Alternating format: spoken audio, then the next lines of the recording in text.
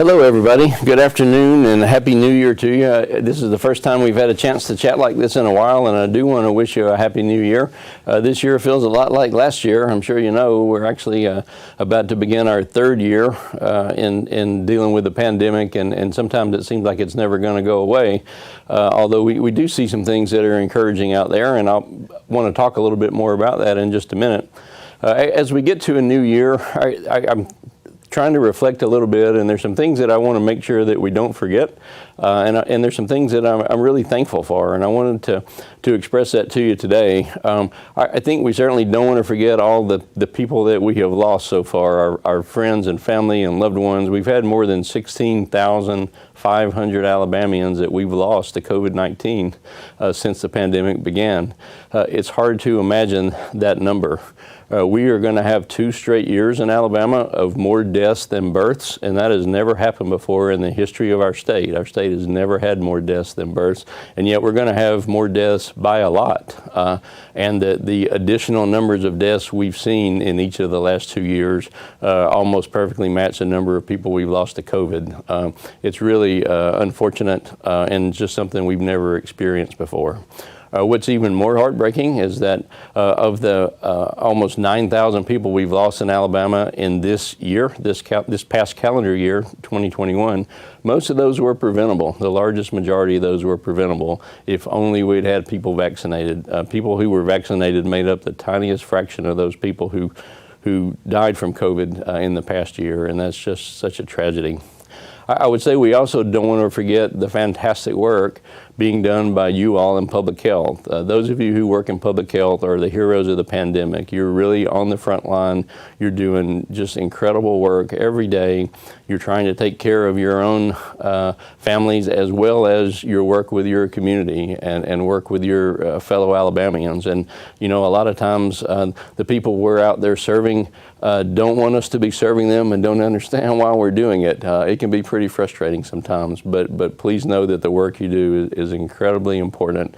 It's appreciated so much. I'm so appreciative of it, and I really do think that the people in public health are the heroes of the pandemic. There are a lot of things that I'm really thankful for, and on that same theme, I think the thing I'm most thankful for is to be able to work with such a great group of individuals. I am relatively new to public health in a way. I've been in public health now for 7 or 8 years. That was new to me. I'd had a previous career doing medicine before.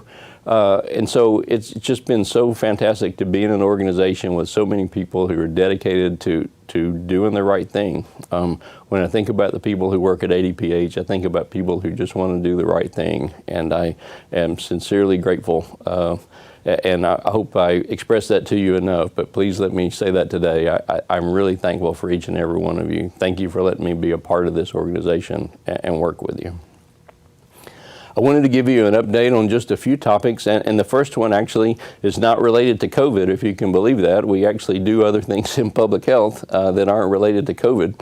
I did want you to know about Alabama's infant mortality numbers. This is a big statistic that a lot of you work on these projects and work really hard to try to produce accurate numbers so that we can see how we're doing in the state of Alabama.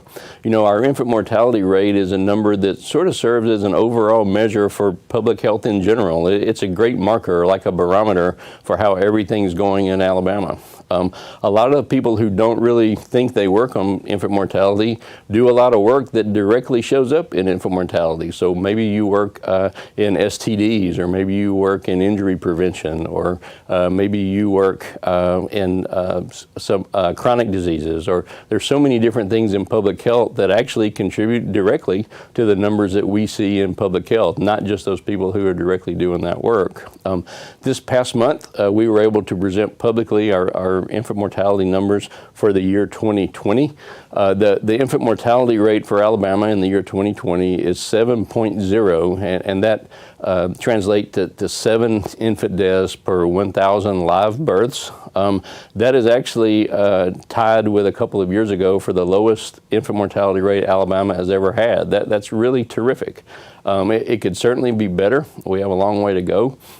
But that's actually, in spite of everything going on in the pandemic, we had the lowest infant mortality rate Alabama has ever seen. And so, first of all, thank you and congratulations to all of you who are working on that directly, but also all of you in public health who are contributing to that, maybe even in ways that you don't realize. We still have a ways to go. We have a tremendous disparity between black babies that are born in Alabama and white babies that are born in Alabama. In fact, the infant mortality rate for African American babies is about twice that for white babies, and that's just not acceptable. We can't allow that to continue. That's a disparity that's gone on for a long time, and we're working very hard to try to address that. But there's always things that we could do better, and yet we do celebrate the fact that overall the numbers for all babies, black or white, are improving, and we'll continue to do that important work.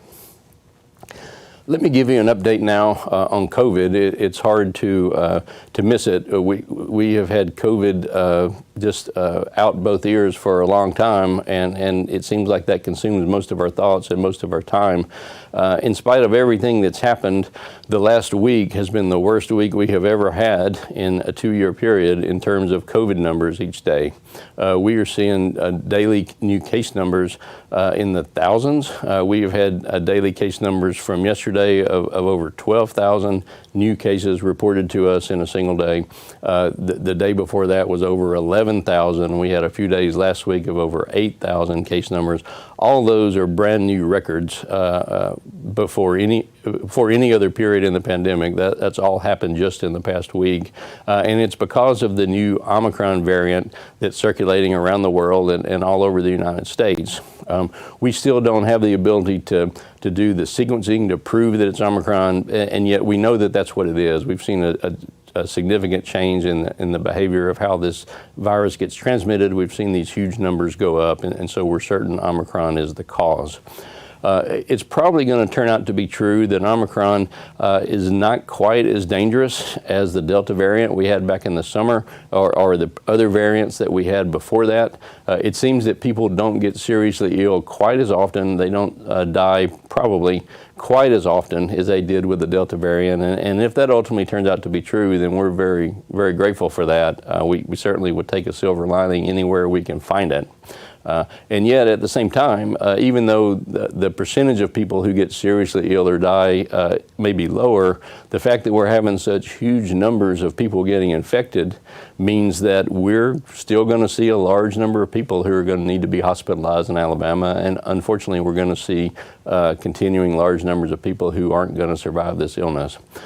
The very best tool we have to prevent this remains vaccination. I know I've been talking about this until I'm blue in the face, and I'm sure you're tired of hearing me talk about it, but it actually is the single best tool we have to prevent transmission of this disease and to prevent serious illness and death.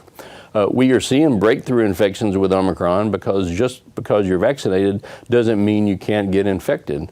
But people who are vaccinated are not the ones, for the most part, who end up in the hospital, and they're rarely ever the people who die from this disease. So even though Omicron can evade the vaccine a little bit better than the previous variants we've seen, we still need you to get vaccinated. I know many of you, most of you in public health, have made the decision to do that. If you're still undecided about that, if you're still not sure that you need to get vaccinated, please talk to your doctor. Please talk to the person that provides health care for you or your family. Please talk to the pediatrician who cares for your children if your children are not vaccinated at this point. Or please call me. Please reach out to me by phone or email, and I'll be happy to try to address any questions I can. I don't know of a reason that anyone shouldn't be vaccinated. There's some very rare allergic reactions for people who've had them previously with certain types of vaccines, and that's the only reason I can think of. If that doesn't apply to you, you need to be vaccinated. And we say that not because we're just trying to count numbers. We say that because we want you to be safe. We want to protect you. We want to protect the people that work here in public health. And we want you to be someone who can go to your community, go to your family and friends and people that you interact with, and let them know that you've been vaccinated as well. Ultimately, we want everyone to be vaccinated, and the example we set in public health is really important. We are beginning to see hospital numbers creep up in Alabama. Today we have over 1,600 people who are admitted to Alabama hospitals around the state. That number was about 1,300 yesterday. Last week it was about 600. So you can see how quickly those numbers are going up. We're adding a net increase of more than 100 a day, and actually since yesterday over 250 cases net increase. So we could very well be in a situation soon like we were seeing at the end of August or the first part of September. If you remember at that time, we had more than 100 Alabamians who needed critical care who didn't have an ICU bed to go to. People who had routine illnesses, who had car accidents, who needed to have a baby, who needed to have a routine surgery. Many of those people were going to other states to do those routine things because there was simply no room in the hospital to take care of routine things. So we hope that we're not going to be at that situation soon, but some parts of the country have already reached a crisis situation. Here in Alabama, again, we might have a little time before we reach that, but we did see a significant increase today in hospitalizations.